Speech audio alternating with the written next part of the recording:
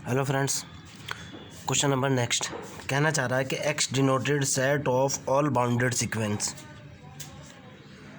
Okay, x जो है bounded sequence का कोई सेट है और मैं सीधा बोल रहा हूँ a set is known as bounded sequence if it is bounded above as well as bounded below. Okay, क्या होता है और डिटेल में बता दूंगा मैं आपको।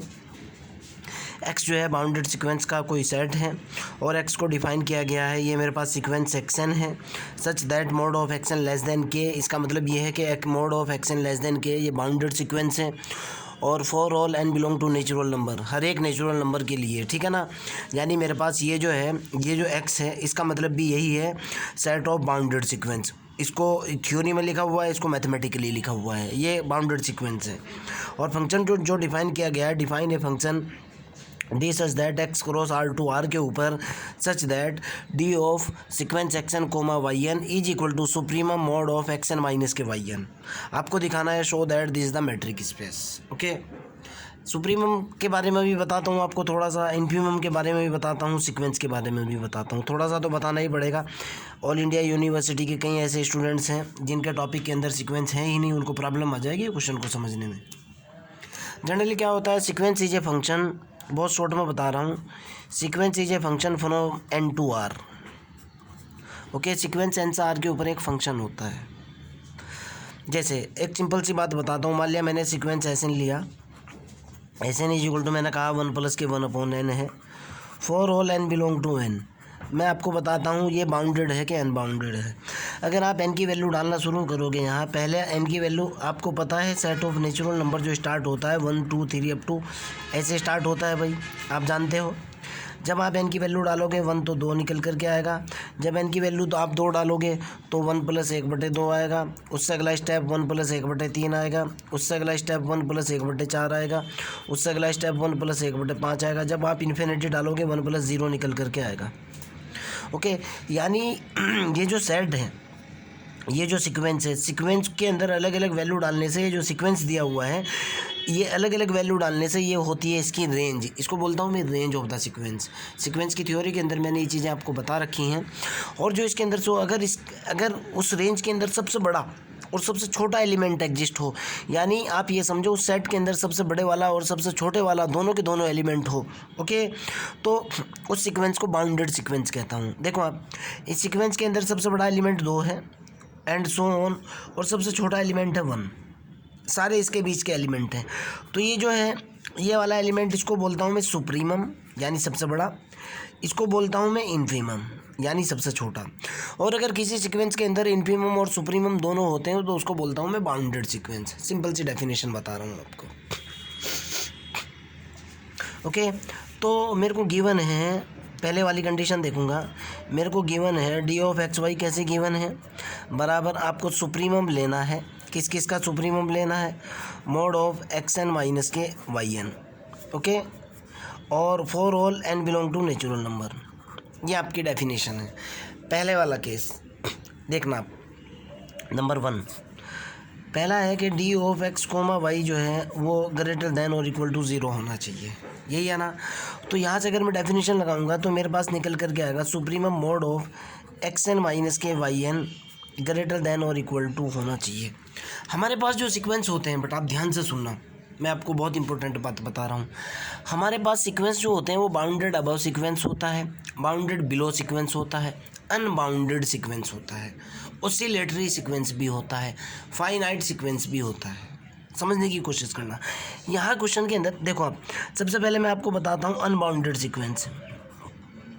अनबाउंडेड सीक्वेंस ये ग्रेटर देन और इक्वल टू 0 क्यों होगा, इसके बारे में बता रहा हूँ। अनबाउंडेड सीक्वेंस, एक ऐसा सीक्वेंस, मान लिया मैंने एस एन कोई एक ऐसा सीक्वेंस ले लिया, सपोज दैट 1 + के n ले लिया, जिसके अंदर जो है अनबाउंडेड का मतलब जिसके अंदर सुप्रीमम ही ना हो या जिसके अंदर इन्फीमम ही ना हो। अगर मैं इसकी सबसे बड़ी वैल्यू निकालने की कोशिश करूँ, आप कहोगे सर ये 2 से स्टार्ट हो रहा है, 2 3 4 5 इन्फिनिटी जा रहा है।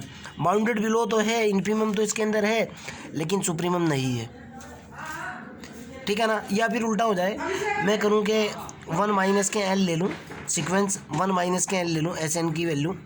देखो आप, तो इसके अंदर जो है ना सबसे पहली वैल्यू 0 आएगी, उसके बाद फिर -1 आएगी, फिर -2 and so on minus infinity तक पहुंच जाएगा। ओके, सबसे बड़ी वैल्यू इसके अंदर है लेकिन सबसे छोटी नहीं है। इस तरह के सीक्वेंस को भी अनबाउंडेड सीक्वेंस कहते हैं। ओके, क्वेश्चन के अंदर दे रखा है कि बाउंडेड सीक्वेंस है। भाई जब बाउंडेड सीक्वेंस, अब यहाँ थोड़ा सोच करके देखो, जब आपका सीक्वेंस बाउंडेड है तो इसका मतलब ये है ना तो इन्फिनिटी है, नेगेटिव इन्फिनिटी है, ना पॉजिटिव इन्फिनिटी है, जो यहाँ ख़तरा हो सकता था।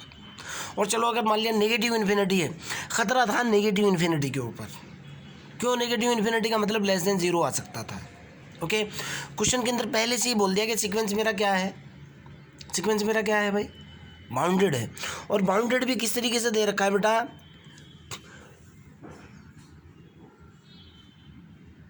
बाउंडेड की कंडीशन जो दे रखी है वो ये दे रखी है, mod of action less than और इक्वल टू के। This is very important part. कैसे कह रहा है कि mod of action less than और इक्वल टू के?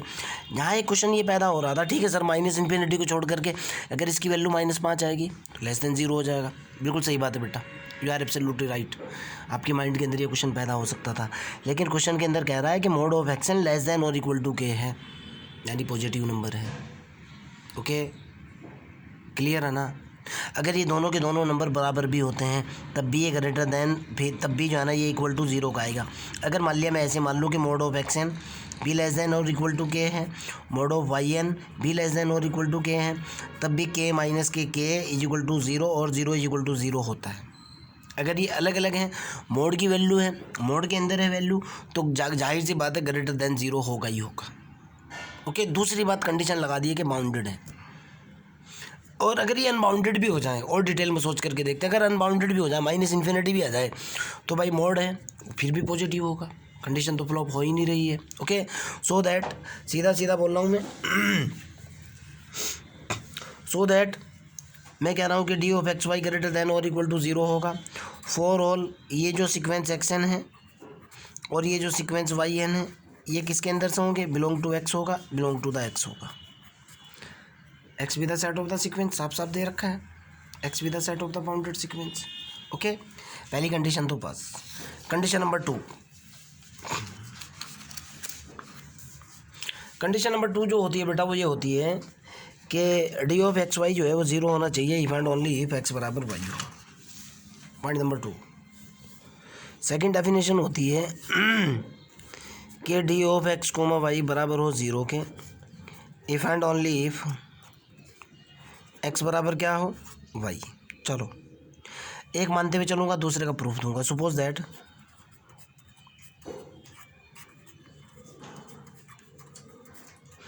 मैं कह रहा हूँ कि d of x comma y जो है ना वो ज़ीरो है। Then we want to prove that, साबित क्या करना है, टू प्रूव दैट कि भाई एक्स बराबर वाई है। चलो डी ऑफ एक्स वाई की वैल्यू डालो आप। डी ऑफ एक्स वाई की जो वैल्यू है वो है सुप्रीमम, बता चुका हूँ मैं सुप्रीमम की पूरी डिटेल में क्या होता है, यानी बड़ी value, mod of x n minus k y N